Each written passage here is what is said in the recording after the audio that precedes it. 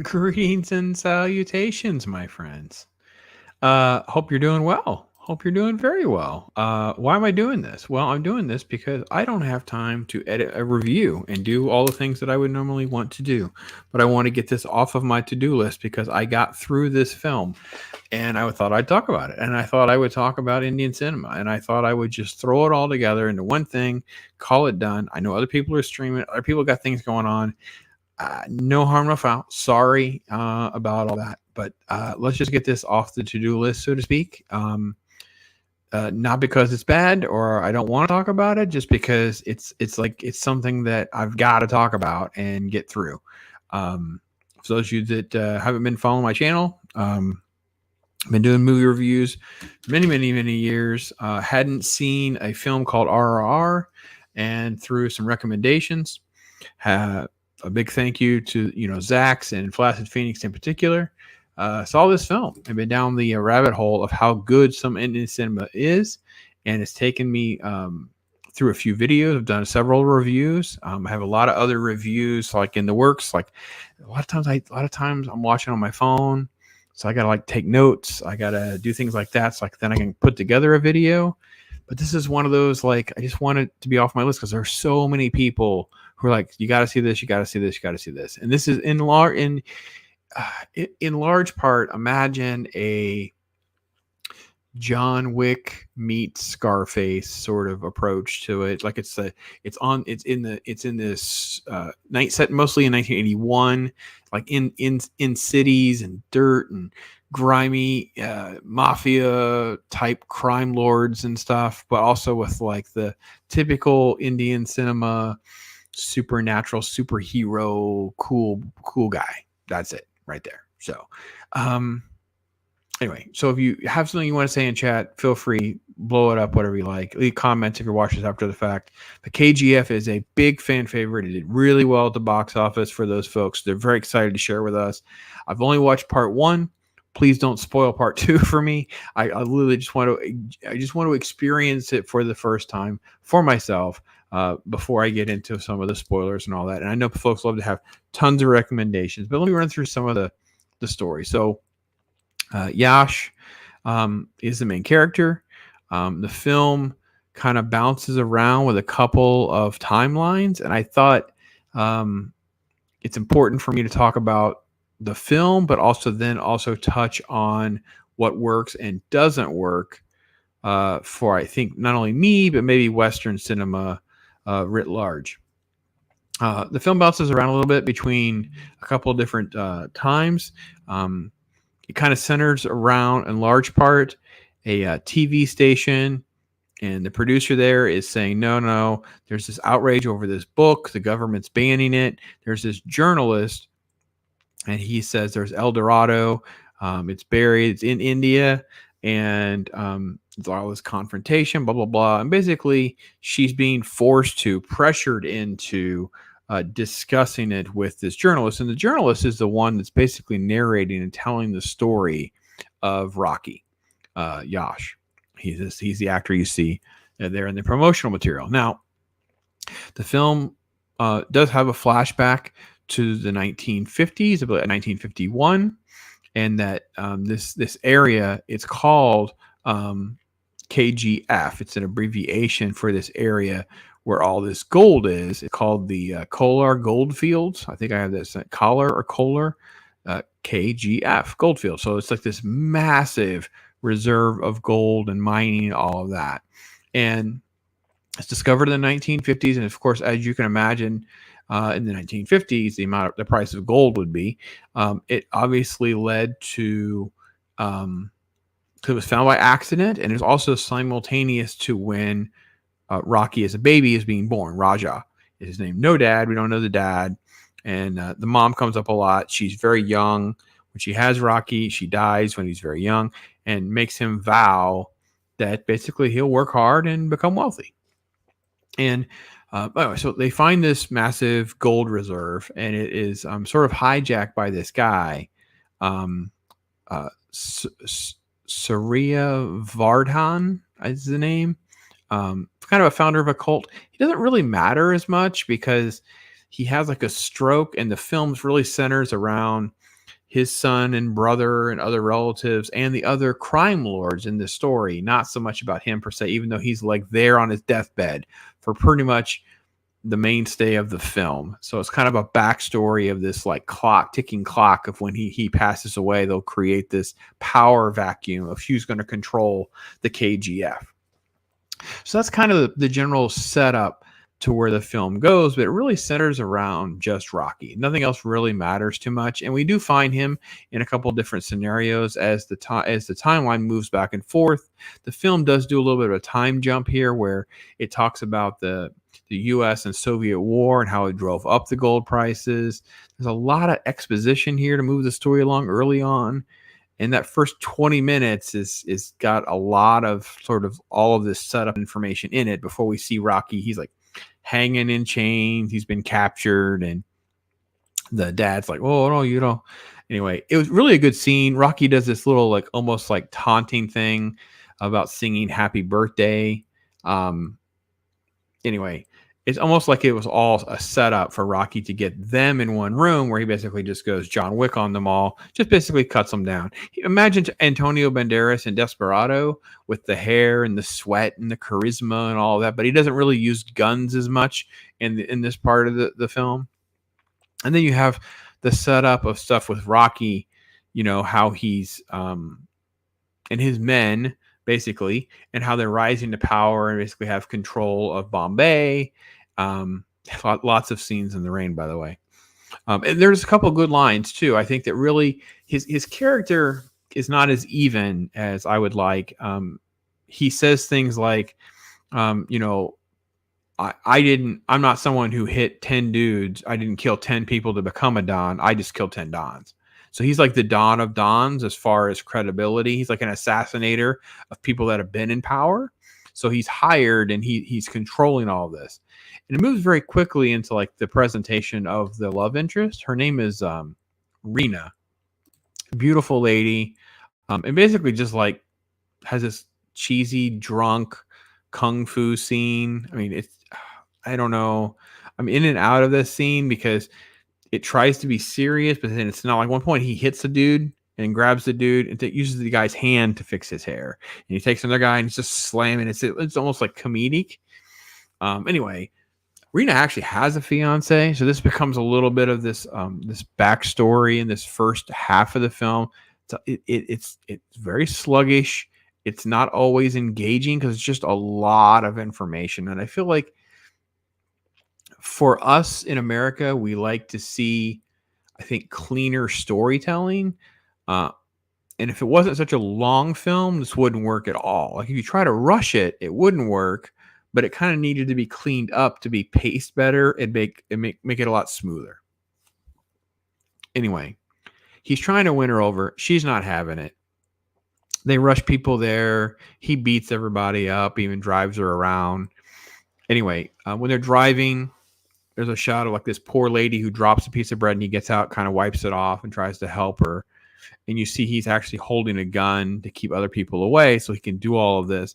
And it's all been part of like a scheme that he has going on. He's always one step ahead. He's always manipulating the scenarios that he's kind of in at this point. And there's cuts throughout all of this that are really setting up this sort of folklore on why the poor like him and why he can rally them around and all that. I was reminded of the drug lord. You know, you've ever seen the show Narcos, how they handle Escobar as a character, how he's dealing with chaos and power struggles and all that, but he also knows how to manipulate the populace so they love him. Anyway, it's during all of these little mini subplots and little sub stories that kind of build up this mythology, this sort of folklore of Rocky can kill anybody. He's already got a reputation. Everybody knows him. He's like a face that kind of haunts everybody. He's kind of clever and smart and strategic. He's figuring out that there's gold moving around, but it's not from Africa. It's got to be local. Anyway, so there's still more like love interest stuff at times. And of course, there's people that, you know, are trying to get to Rocky and Rena and those kinds of things. So anyway, part of the strategy was that Rocky is always sometimes playing manipulation to get out. One is his name is Desai, trying to get him out. One of them is Garuda. He's the son of the big boss. He's little boss or baby boss or whatever. I don't care. And some things are so on point, like good guy, bad guy stuff. Like they'll have Garuda in one shot. He got this really flush giant beard. Kind of looks like a James Bond villain or something like that. And he's dressed in black while Rocky is dressed in white. Like it's literally like good guy, bad guy stuff. And Garuda had actually kind of like caught on to some of their setups and schemes. Like they had this idea of having this big ceremony with a statue, but Garuda knew, like the waiters were there. They actually pulled out the guns. So there wasn't really a chance for this big assassination thing to play out the way they did. So the problem with the story there is it gets a little clunky again because they're going to talk about everything, right? It's not, there's so much information they need to try to give us to keep the story moving, right? Because there's like a graphic that even comes up about, to El Dorado, because we're going to move the story now to the KGF. But like how? Why? So they're going to hire him to kill Garuda. He wants to get control of the KGF, maybe. Like you don't know what's going on.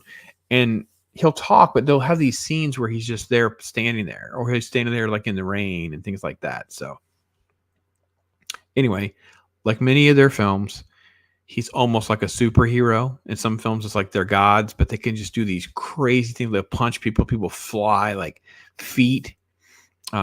He grabs a motorcycle's moving. He grabs and turns it, which would like obviously dislocate your shoulder. They can do these things, right? Anyway, so he has this scheme to attack them, to basically get close enough so he can go undercover and sneak into the KGF, right? So once that's his plan, is to get inside. So that's kind of what he's done. He's basically pretended to be one of the slaves that's being brought into the KGF. And this all works. And there's a little bit of some story again about, how did Garuda handle a rival, taking care of basically like the big boss's brother kind of thing, right? I should scoot over just a little bit, right? You guys should probably drive crazy. I'm like underneath the silly banner.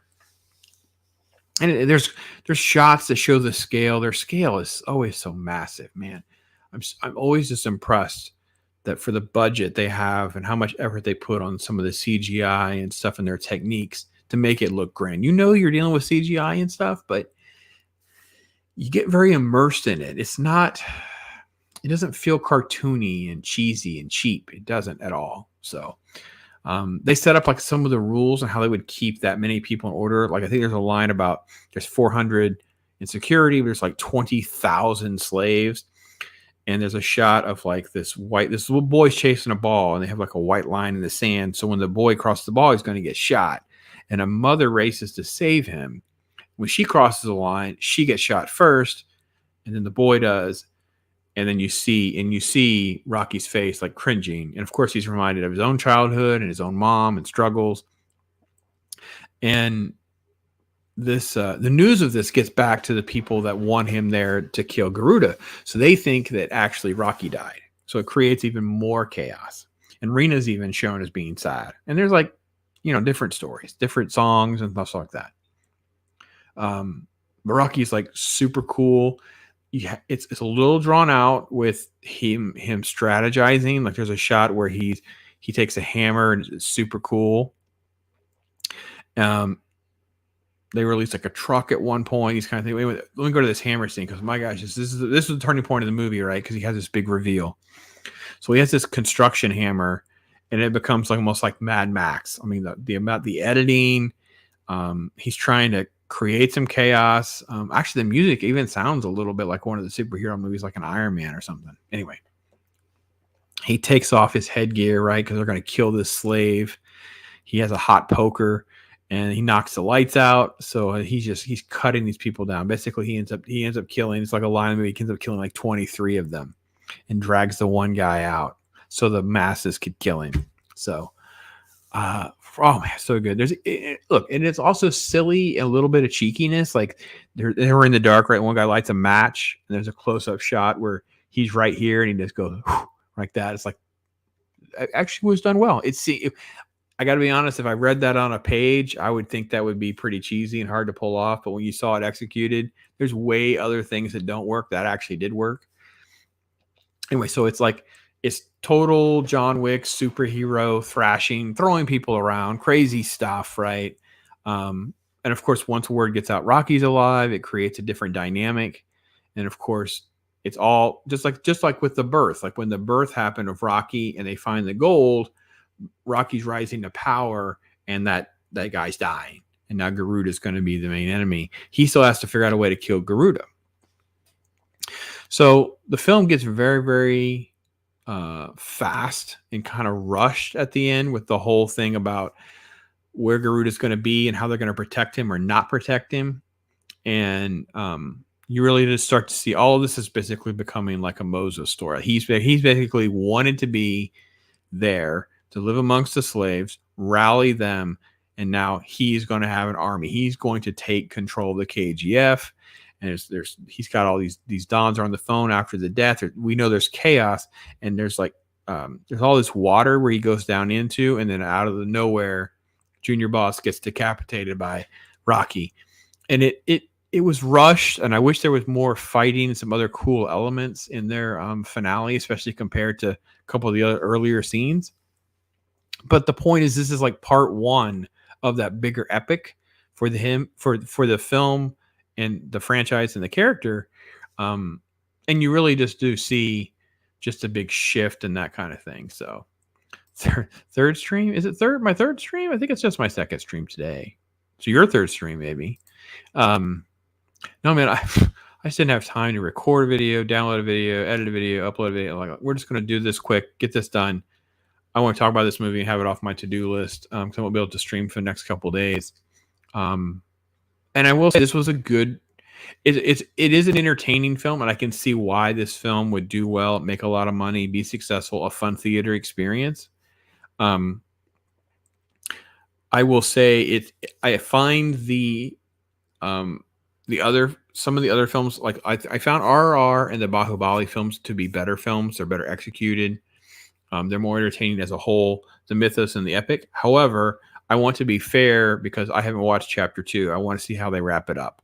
And some people probably are going to argue part 1 or part 2 is better or worse than the other. So I want to be fair. I put them both together because really Bahubali, I didn't care for as much until I saw the second part and I could see how it was all one big story. And things I liked in the first movie were kind of the weaker elements of maybe the whole picture. So we'll see how it goes. Did a good job. I like the idea and the concept.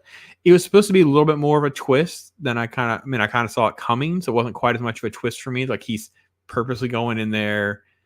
You figure it out quickly. This guy's not doing anything that's not on purpose, right?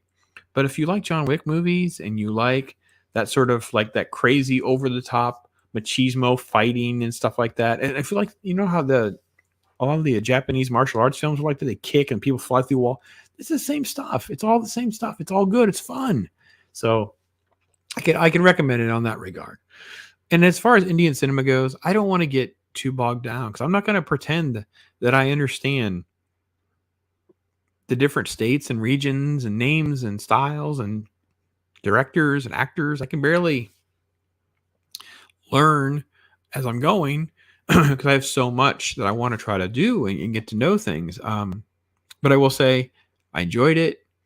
Those of you that are fans, you're going to love and hate some of my comments, I guess. I think that it's a fine film. Because it's long, I feel like they get it's a little lazy with the editing and the directing because things could be tightened up and cleaned up and be a little better. But there's other stuff that's directed really, really well, especially the stuff when they're in KGF, when you see the massive scale of because that's not all CGI. There are like a ton of actors. There's a ton of set pieces, inside, outside, cool lighting things. There's a lot of different elements that move along very quickly, and they did a good job with that. And I don't want to discount all of that.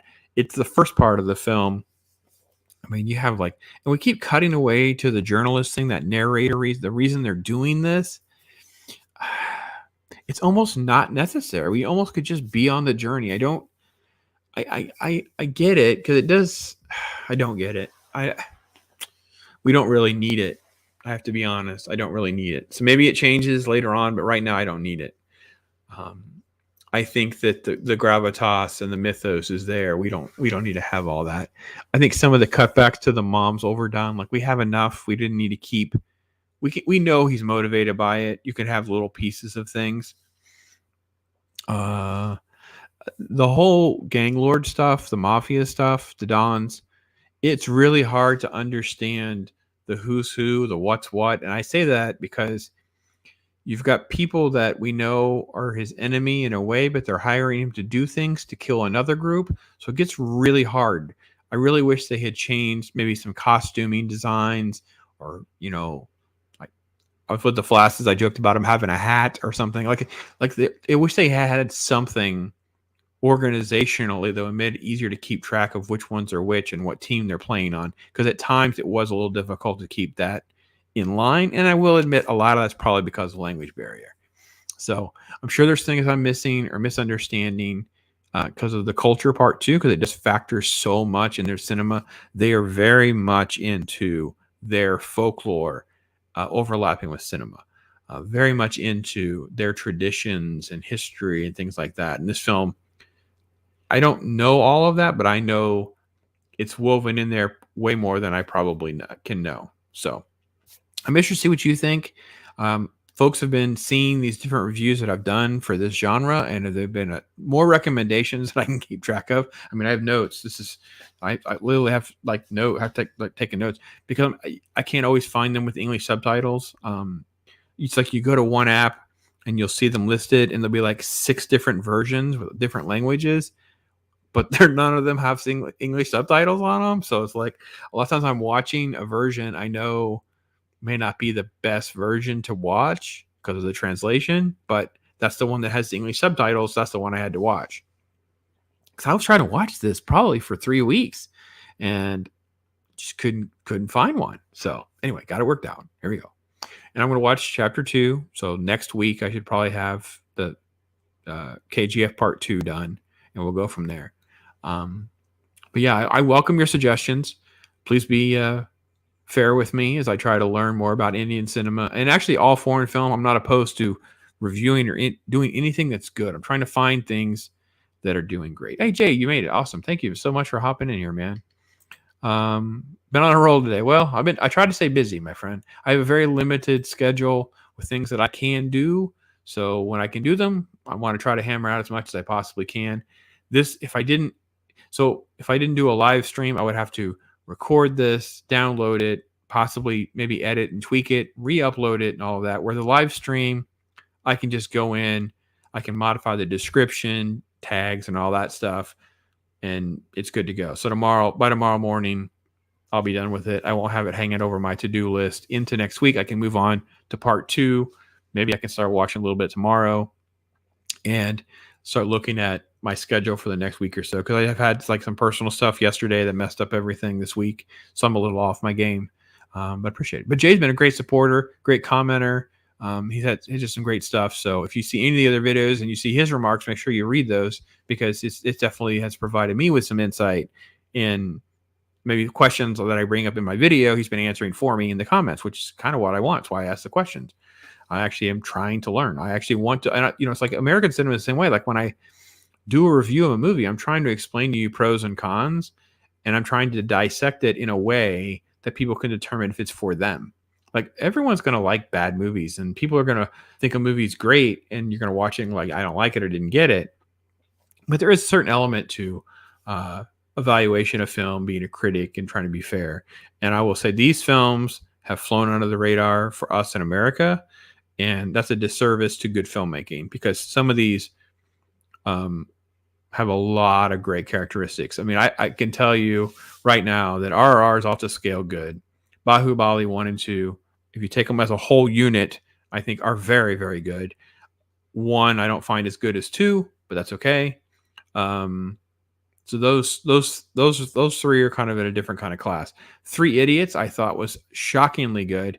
As I said in that review, if you go to that review, it is difficult for us in America because you're dealing with like a really heavy-handed dark topic here and then comedy here, and those are normally two different films, and it's all blended together. And actually, like they're interchangeable throughout the movie. So that one is it's a little hard on your ride, but I'll be honest, it delivers and it's good. It's well executed. It's a little bit of an older film, but it's really, really good. Then I've had a couple that not so much. I'm kind of like meh on. So that's what we should see. We should see a curve of some really, really good, some pretty good, and then some that are not so much. And then every now and again, we'll probably find one that's like, a dog. And we don't want to ever watch that one again. Some of those are going to be like that. So anyway, thanks so much for your time, guys. Appreciate it. For those of you that were able to pop in chat live, I appreciate that as well. Comments are always welcome. I'm Pops. If you like any of this stuff, love your recommendations. Maybe even if you consider leave a comment or share, even subscribe. Appreciate it so much. Love doing this and hanging out with you guys and talking movie and nerd stuff. So you guys be blessed. Make tomorrow better than today. And as I always say, get out there and talk hard. Let's do the meme. Let's do the Avengers meme with Mark Ruffalo versus NTR. With the countdown. That's not the right thing at all. That's not the right button at all. We're not going to do that. We're just going to go and say goodnight. So good night, my friends.